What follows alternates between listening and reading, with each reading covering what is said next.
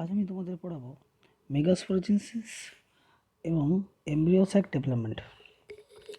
মেগাস্পোরোজেনেসিস, এখানে মেগাস্পোরোজেনেসিস বলার সময় তোমাদের বলি মেগাস্পোর বা স্ত্রীরেণু কীভাবে সৃষ্টি হয় এবং স্ত্রীরেণু থেকে কীভাবে স্ত্রীলিঙ্গদ্বার গঠিত হয় তার সম্পূর্ণ ঘটনাবলী। এগুলো জানার আগে আমরা একটু রিভাইজ করে নিই। প্রথমে আসি একটা আদর্শ ফুল। আদর্শ ফুলের তোমরা ছবিতে দেখতে পাচ্ছ যে ফুলের চারটে স্তবক: বৃতি, দলমণ্ডল, পুংস্তবক আর স্ত্রীস্তবক। বৃতি এখানে ইংরেজিতে বলা হয় সেপাল, দলমণ্ডলকে বলা হয় পেটাল, পুংস্তবককে বলা হয় স্ট্যামেন আর স্ত্রীস্তবককে বলা হয় কার্পেল। সাধারণত আমাদের ফুলের ক্ষেত্রে জননস্তবক স্ট্যামেন আর কার্পেল, পুংস্তবক আর স্ত্রীস্তবক। পুংস্তবকের দুটো অংশ নিয়ে গঠিত হয়, অ্যান্থার আর ফিলামেন্ট।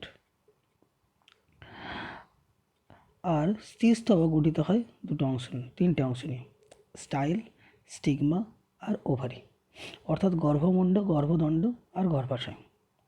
ছবিতে তোমরা স্ত্রীস্তবককে দেখতে পাচ্ছ।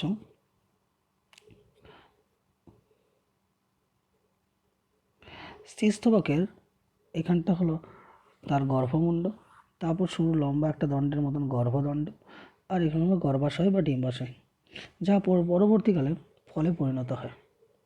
ডিম্বাশয়ের মধ্যে থাকে ডিম্বাশয় বা ওভারির মধ্যে থাকে ওভিউল বা ডিম্বক। ফুলের ডিম্বাশয়ের মধ্যে যতগুলি ওভিউল থাকবে অর্থাৎ ততগুলি বীজ আমরা দেখতে পাবো। কোনো ফলের যদি দেখা যায়, ফলের বীজের ক্ষেত্রে ফলে যদি একটা বীজ থাকে, তার মানে জানতে হবে যে ফুলের ওভারিতে একটি মাত্র ওভিউল ছিল বা ডিম্বকের সংখ্যা একটি। তবে স্ত্রীস্তবক বা কার্পেল বা গর্ভপত্র বলা হয়। গর্ভপত্রের তিনটে অংশ, একটা হলো পুংস্তবক, একটা স্টিগমা, স্টাইল আর ওভারি। এরপর চলে আসি আমরা নেক্সট স্লাইডে স্ত্রীস্তবকের গঠন।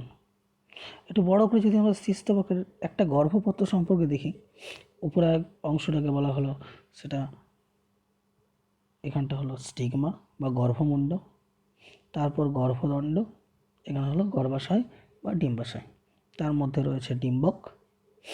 এবার ডিম্বকের গঠন। ডিম্বক বিভিন্ন ধরনের ডিম্বক হতে পারে, এটা তোমরা বইয়ে পাবে, অর্থোটোপাস, অ্যানাট্রোপাস, অ্যাম্পিট্রোপাস, ক্যাম্পাইলোট্রোপাস, বিভিন্ন ধরনের সাধারণত ডিম্বক হয়ে থাকে। একটা আদর্শ ডিম্বকের গঠন সম্পর্কে আমি আজকে বলি একটু। আদর্শ ডিম্বকের গঠনের ক্ষেত্রে দেখব যে ডিম্বক কোথায় থাকে এটা তোমরা জানতে পারলে, যে ডিম্বাশয়ের মধ্যে রয়েছে ডিম্বাশয়, তার মধ্যে ডিম্বক বা ওভিউল রয়েছে। এটা হলো ডিম্বক, ওভিউল হলো ডিম্বক, আর ওভারি হলো ডিম্বাশয়। ওভারি পরবর্তীকালে ফলে পরিণত হয়, নিষেকের পর পরিণত হয়ে গিয়ে ওভারি ফলে পরিণত হয়, আর ওভিউল বীজে পরিণত হয়। নেক্সট স্লাইডে দেখছি আমরা একটা আদর্শ ডিম্বকের গঠন। আদর্শ ডিম্বকের গঠনে দেবে যে এটা এক ধরনের তোমার এখানে দেখো অ্যানাট্রোপাস যে ওভিউল, এই অ্যানাট্রোপাস ওভিউলটাই তোমাদের আমি আজকে দেখাবো। আদর্শ অ্যানাট্রোপাস ওভিউলের ক্ষেত্রে দেখা যায় যে বাইরে দুটো স্তর রয়েছে। এই বাইরের দুটো স্তরকে বলা হয় তার ইন্টেগুমেন্ট বা আবরণী। এরপর একটু কালিটা নিই, তো এইগুলো হচ্ছে তার ইন্টেগুমেন্ট। এটা বাইরের আবরণী, ডিম্বক ত্বক, এটা এই দুটো একটা বা দুটো ডিম্বকের ত্বক থাকে, ডিম্বক ত্বক ভেতরে নিউসেলাস নামক কলাকে আবৃত করে রাখে। নিউসেলাস কলাকে আবৃত করে রাখছে ডিম্বক ত্বক। এরপর ডিম্বক ত্বকের একটা ছিদ্র থাকে, এই ছিদ্রকে বলা হয় মাইক্রোপাইল বা ডিম্বক রন্ধ্র। ডিম্বক প্লাসেন্টার সঙ্গে একটা সরু অংশ দিয়ে যুক্ত থাকে, তাকে বলা হয় ফানিকল। মাইক্রোপাইলের ঠিক উল্টো দিকে একটা অংশ আছে যাকে বলা হয় চ্যালাচা, এই পোর্শনটাকে বলা হয় থাকে চ্যালাচা বা ডিম্বক মূলের ঠিক বিপরীত অংশ। তো এটা স্বাভাবিক একটা ছবি, এই ছবিগুলো আমরা দেখতে পাচ্ছি যে ডিম্বক নাভি, ডিম্বক মূল, ডিম্বক রন্ধ্র, চেলাজা মানে হলো ডিম্বক মূল। এগুলো তোমরা বইয়ে বাংলা নামগুলো দেখতে পাবে। ডিম্বক মূলকে চেলাজা বলা হয়, ডিম্বক ত্বক বা ইন্টেগুমেন্ট, ডিম্বক রন্ধ্র বা মাইক্রোপাইল, আর ভ্রূণ নিউসেলাস বা ভ্রূণ পোষক কলা।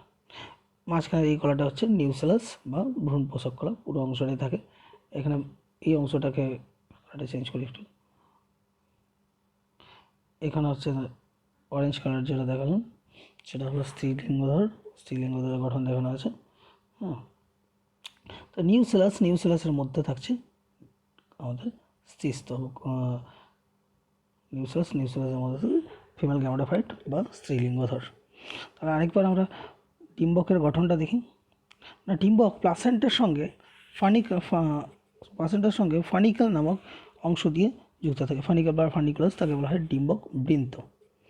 ডিম্বকের বাইরে দুটো ত্বক থাকে, আউটার ইনার ইন্টিগুমেন্ট বা ডিম্বক ত্বক। ডিম্বক ত্বকের একটা অংশ সূক্ষ্ম একটা ছিদ্র থাকে, সেই ছিদ্রকে বলা হয় মাইক্রোপাইল বা ডিম্বক রন্ধ্র। ডিম্বক রন্ধ্রের ঠিক বিপরীত অংশটাকে বলা হয় চেলাজা বা ডিম্বক মূল। এবং সরু দণ্ডের মাধ্যমে যেখানে প্লাসেন্টার সঙ্গে আটকানো থাকে সেটাকে বলে থাকি আমরা ডিম্বক বৃন্ত বা ফানিকুলাস।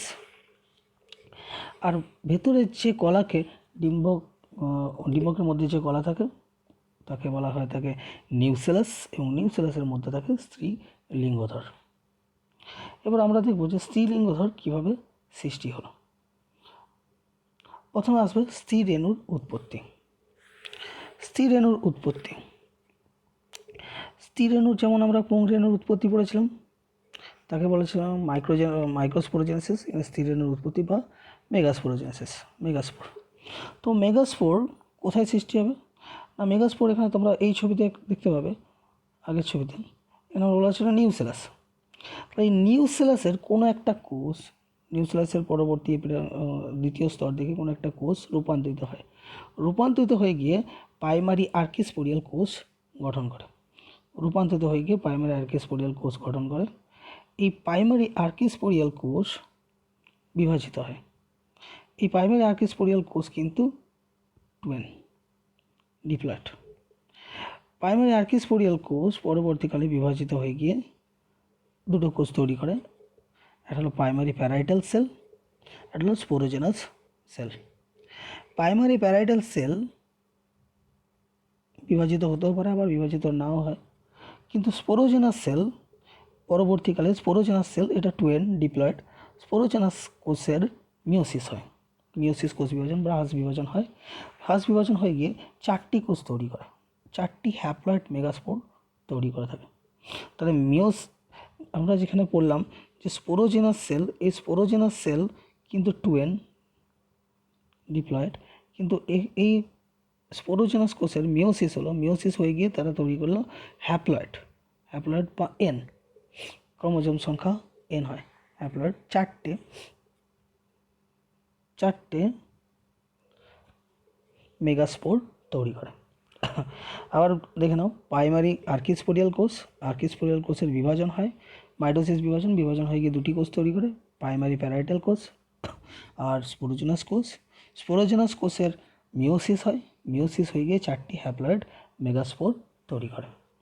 4টি হ্যাপ্লয়েড মেগাস্পোর তৈরি করলো। পরবর্তীকালে এই 4টি হ্যাপ্লয়েড মেগাস্পোরের মধ্যে 3টি হ্যাপ্লয়েড মেগাস্পোর ডিজেনারেট হয়, অর্থাৎ নষ্ট হয়ে যায়। একটি মাত্র জীবিত থাকে বা একটি সারভাইভ করে।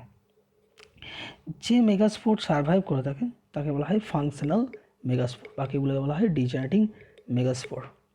কার্যকরী বা সক্রিয় মেগাস্পোর আমরা আগেই বললাম যে মেগাস্পোর হল হ্যাপ্লয়েড।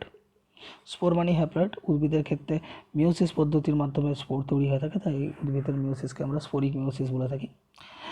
ফাংশনাল মেগাস্পোরের মধ্যে একটি নিউক্লিয়াস থাকে, সেখানে নিউক্লিয়াসের বিভাজন ঘটে মাইটোসিস পদ্ধতি হবে মাইটোসিস, স্বদেশ বিভাজন। সেখানে প্রথমবারে নিউক্লিয়াস বিভাজিত হয়ে গিয়ে 2টি নিউক্লিয়াস তৈরি করে, সাইটোকাইনেসিস হয় না, ফ্রি নিউক্লিয়ার ডিভিশন হয়।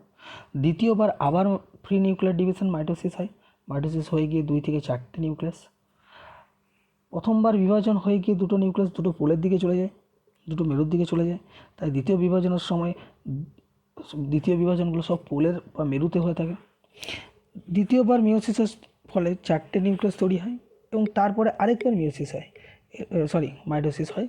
এর ফলে আমাদের 8টে নিউক্লিয়াস তৈরি হয়। তোমরা আরেকবার দেখো ছবিতে,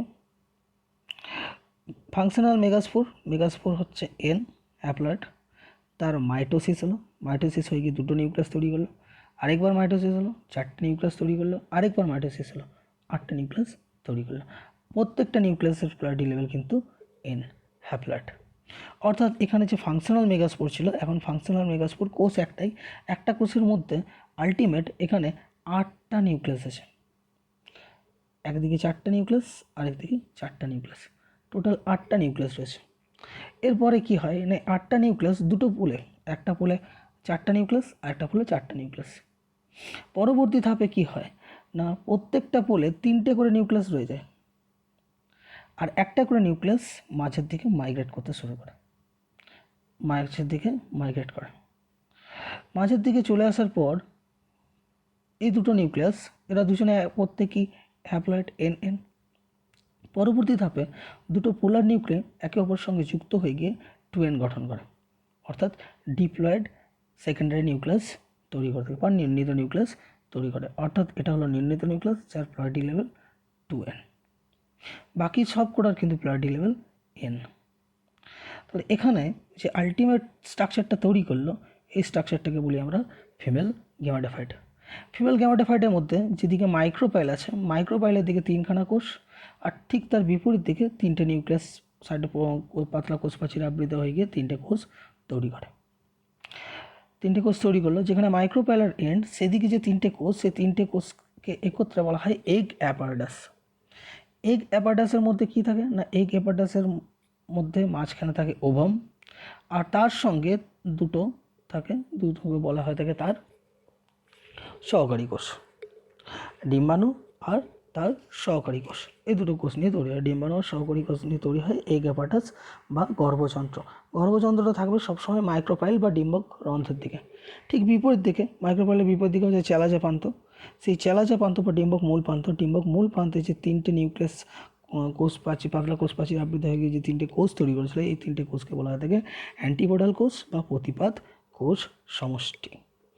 টোটাল এখানে যে এই গঠনটা তৈরি হলো, এই গঠনটাকে আমরা বলবো যেটা হলো ফিমেল গ্যামেটোফাইট বা স্ত্রীলিঙ্গধর। স্ত্রীলিঙ্গধরের গঠন সম্পর্কে আমরা দেখলাম। এবার কিভাবে মেগাস্পোরোসিনথেসিস ঘটে, এখানে প্রথম ছবিটা আমরা দেখি মনোস্পোরিক ঘটনা। আমরা পলিগোনাম নামক এক ধরনের উদ্ভিদ আছে, সেখানে আমরা দেখতে পাই। প্রথম যে কোষটা দেখানো হচ্ছে, এই কোষটা হলো megaspore mother sell. Megaspore mother সেলের প্রথম মিওসিস হলো, ফার্স্ট মিওসিস হয়ে গিয়ে দুটো কোষ তৈরি করেছে হ্যাপ্লয়েড। প্রথম মিওসিসের প্রথম বিভাজনটাই হচ্ছে হ্রাস বিভাজন হয়। দ্বিতীয়বার মিওসিসে 4টে কোষ তৈরি করেছে, প্রত্যেকটা কোষে কিন্তু প্লারিটি লেভেল n, আর মেগাস্পোর মাদার সেল 2n। 4টে মেগাস্পোর মাদার সেলের মিওসিস বিভাজিত হয়ে গিয়ে 4টে যে মেগাস্পোর তৈরি করেছে, তার মধ্যে মনোস্পোরিকের ক্ষেত্রে 3টে মেগাস্পোর ডিজেনারেট হয়ে যায়, নষ্ট হয়ে যায়, একটি মাত্র ফাংশনাল থাকে। সেই ফাংশনাল মেগাস্পোর পরবর্তীকালে, ফাংশনাল মেগাস্পোরটা দেখালাম তোমাদের, যে এই যে নিউক্লিয়াসটা আছে, নিউক্লিয়াসটা পরপর 3বার মাইটোসিস হয়। প্রথমবারে ভেঙে গিয়ে মাইটোসিস হয়ে গিয়ে দুটো নিউক্লিয়াস তৈরি করে, তার পরবর্তীকালে আবার মাইটোসিস হয়ে গিয়ে 4টে, তারপরে আবার 8টা নিউক্লিয়াস তৈরি করে। পরে আবার এই নিউক্লিয়াসকে আবৃত করে থাকে সাইটোপ্লাজম নিউক্লিয়াসকে আবৃত করে রেখে সাইটোপ্লাজম এবং কোষ প্রাচীর মিলে তৈরি হয়ে যায়, ছোটো ছোটো কোষ তৈরি হয়। দ্বিতীয় দফা দেখা যাচ্ছে বাইস্পোরিকের ক্ষেত্রে কি, মনোস্পোরিক আর বাইস্পোরিকের মধ্যে একটু তুলনা করা যাক। মনোস্পোরিকের ক্ষেত্রে একটি মেগাস্পোর মাদার সেলে মিওসিস হবে, মিওসিস হয়ে গিয়ে মনোস্পোরিকের ক্ষেত্রে 4টে মিওস্পোর তৈরি করেছিল বা মেগাস্পোর তৈরি করেছিল। কিন্তু বাইস্পোরিকের ক্ষেত্রে সেকেন্ড ডিভিশনের পরে দেখা যাবে কি না, এখানে দুটো মেগাস্পোর নিউক্লিয়াস হয়েছে। নিউক্লিয়াসে দেখো 4টা ডিভিশন না হয়ে প্রত্যেকটা কোষের ক্ষেত্রে দুটো করে নিউক্লিয়াস, প্রত্যেকটা কোষে দুটো করে নিউক্লিয়াস চলে গেছে। অর্থাৎ প্রথমবার হ্রাস বিভাজন হলো, দ্বিতীয়বারে যখন বিভাজনটা হচ্ছে মিওসিস টু, সেই মিওসিস টু হওয়ার সময়, দ্বিতীয়বারে মিওসিস টু হয়ে যাওয়ার সময়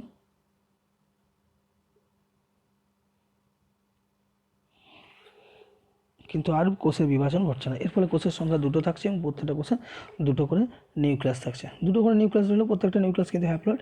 এই নিউক্লিয়াস, এই কোষগুলোর আবার মাইটোসিস বিভাজন হলো 2 থেকে 4টা, তারপরে আরেকবার বিভাজন হয়ে গিয়ে পরপর বিভাজন হলো, বিভাজন হয়ে গিয়ে সেখানে দেখা যায় 3 থেকে 6টা এরকমভাবে স্ত্রীলিঙ্গধর তৈরি করে। তো আমাদের জেনারেলি মনস্ফটিক সম্পর্কে পড়তে হবে, তোমাদের মনস্ফটিক, বাইস্ফটিক, আর একটা আছে টেট্রাস্ফটিক, এই সম্পর্কে বলা আছে। অর্থাৎ সাধারণ একটা নিয়ম যে মনস্ফটিক যদি হয় তাহলে একটি মাত্র মেগাস্পোর থেকে ফিমেল গ্যামেটোফাইট তৈরি হবে। বাইস্ফটিকের ক্ষেত্রে দুটো মেগাস্পোর বা দুটো নিউক্লিয়াস থেকে তৈরি হবে একটা ফিমেল গ্যামেটোফাইট। আর টেট্রাস্ফটিকের ক্ষেত্রে 4টেই যে স্পোর বা 4টে যে মেগাস্পোর মাদার সেলের মিওসিস হয়ে গিয়ে 4টা মেগাস্পোর তৈরি করছে, সেই 4টা মেগাস্পোর থেকেই আবার সাধারণত 4টা মেগাস্পোরে যে 4টা নিউক্লিয়াস রয়েছে, এখানে ছবিতে দেখানো যায় 4টা নিউক্লিয়াস থেকে মেগাস্পোরে ফিমেল গ্যামেটোফাইটটা তৈরি হয়ে যাবে মেগাস্পোরেশনের মাধ্যমে। পরবর্তী ছবিতে আসি আমরা একটা ফিমেল গ্যামেটোফাইট বা স্ত্রীলিঙ্গধর। স্ত্রীলিঙ্গধর গঠিত হয়ে যাওয়ার পর এটাকে অনেক সময় আমরা এমব্রিও স্যাক বা ভ্রূণস্থলী বলে থাকি। তো ছবিতে তোমরা প্রথম দিকে দেখতে পাচ্ছ যে প্রথমে ছিল একটা কোষ, এটা হলো একটা মেগাস্পোর বা স্ত্রী রেণু, কার্যকরী স্ত্রী রেণু, ফাংশনাল স্ত্রী রেণু। তার মধ্যে নিউক্লিয়াস আছে, একটি নিউক্লিয়াসের পোলারিটি লেভেল n। এর প্রথমবার first mitosis, second mitosis, third mitosis, 3বার মাইটোসিস হলো, 3বার মাইটোসিস হলো।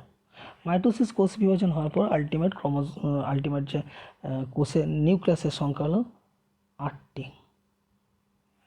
8টা নিউক্লিয়াস তৈরি হয়েছে। এই 8টা নিউক্লিয়াসের মধ্যে দুটো পড়ে, একদিকে পড়ে 4টা, অন্যদিকে পড়ে 4টা, 4 4 8 থাকে। পরবর্তীকালে প্রত্যেকটা পোল থেকে একটা করে নিউক্লিয়াস মধ্যবর্তী স্থানে মাইগ্রেট করে। এই দুটো নিউক্লিয়াসকে আমরা প্রথমে বলি পোলার নিউক্লিগুলো ফিউজড হয়ে গিয়ে তারা তৈরি করে ডিফিনিটিভ নিউক্লিয়াস বা সেকেন্ডারি নিউক্লিয়াস, তাকে বলে থাকি আমরা বাংলায় বলি নির্ণীত নিউক্লিয়াস।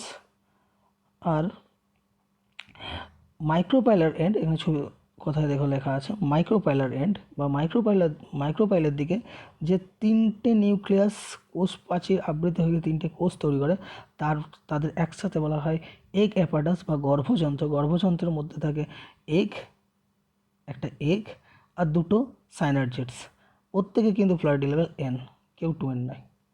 একমাত্র মাঝখানের এই দুটো পোলার নিউক্লি যখন একত্রিত হয়ে গেলে n+n বা এরা 2n হয়ে যায়। পোলার নিউক্লি বলা আছে, এখানে পোলার নিউক্লি 2n। আর মাইক্রোপাইলার এন্ডের ঠিক বিপরীত অর্থাৎ চ্যালাজের এন্ড, সেখানে যে 3টে কোষ থাকে সেই 3টে কোষকে বলা হয় অ্যান্টিপোডাল কোষ। একটা পরিণত স্ত্রীলিঙ্গধরের গঠন যদি আমরা দেখি, তাহলে পরিণত স্ত্রীলিঙ্গধরের গঠনে দেখতে পাবো যে এটা ছবিটাকে একটু উল্টে ছবিটা দেওয়া হয়েছে। এখানে মাইক্রোপাইলার এন্ড,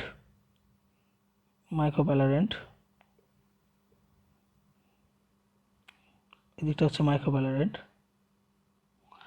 আর উপর দিকটা হচ্ছে চ্যালাজ এন্ড।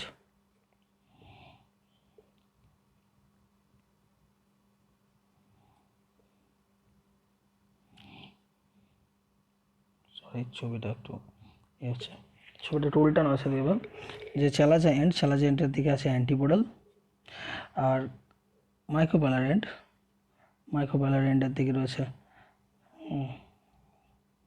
মাইক্রোপাইলার এন্ড আর চ্যালাজ এন্ডের এখানে এগুলোকে বলা হয় অ্যান্টিপোডাল কোষ, আর এখানে সাইনার্জিডস আর এগ কোষ আর কিছু কিছু ফিজিফর্ম অ্যাপারাটাস আছে, যেগুলো এখন জানার দরকার নেই। পোলার নিউক্লি রয়েছে। আর পুরোটাই একটাই সেন্ট্রাল কোষ ছিল, সেই কোষের মধ্যে আমরা একটা, দুটো, এদিকে 3টে কোষ, এখানে এগ একটা, আর তার সঙ্গে দুটো সাইনার্জিডস দেখতে পাচ্ছি। আর মাঝখানে দুটো নিউক্লিয়াস পরপর যুক্ত হয়ে গিয়ে একটা তৈরি করেছে, তাকে বলা পোলার নিউক্লি পোলারিটি লেভেল কিন্তু 2n। বাকি সবাইকার পোলারিটি লেভেল n। বোঝা গেল আসলে? বেশ, তাহলে একটা স্ত্রী লিঙ্গধর কীভাবে সৃষ্টি হলো পুরো ব্যাপারটা আমরা একবার সামারি করে দেখে নিই। তাহলে ফুলের স্ত্রীস্তবক, এখানে আমরা দেখলাম যে ফুলের স্ত্রীস্তবকের মধ্যে স্ত্রীস্তবক তিনটা অংশে নিয়ে গঠিত হয়: গর্ভমুণ্ড, গর্ভদণ্ড, গর্ভাশয় বা ডিম্বাশয়। ডিম্বাশয়ের মধ্যে থাকে ডিম্বক। ডিম্বকের সংখ্যা এক বা একাধিক হতে পারে। ডিম্বক বিভিন্ন রকমের হতে পারে: অর্থোট্রপাস, অ্যানাট্রোপাস, অ্যাম্ফিট্রোপাস, অর্থাৎ তাদের অবস্থান ফানিকল বা ডিম্বক মূলের সঙ্গে বা ডিম্বক বৃন্তের সঙ্গে তারা কেমনভাবে অবস্থান করে রয়েছে, ডিম্বক রন্ধ্র, ডিম্বক মূল এবং তাদের যে ডিম্বক বৃন্ত তাদের প্রত্যেকটা পজিশন কেমন রয়েছে তার উপর নির্ভর করে থাকে একটা আদর্শ ডিম্বক, অ্যানাট্রোপাস ডিম্বক। সেক্ষেত্রে আমরা দেখলাম যে বাইরের দিকে দুটো আবরণী থাকে, আবরণীকে বলা হয় ইন্টিগুমেন্ট, টেস্টার টেগমেন্ট বলা হয়ে থাকে। বাইরে দুটো স্তর, ডিম্বক ত্বক মাঝখানে কলাকে ঘিরে থাকে, তাকে বলা হয় নিউসেলাস থাকে।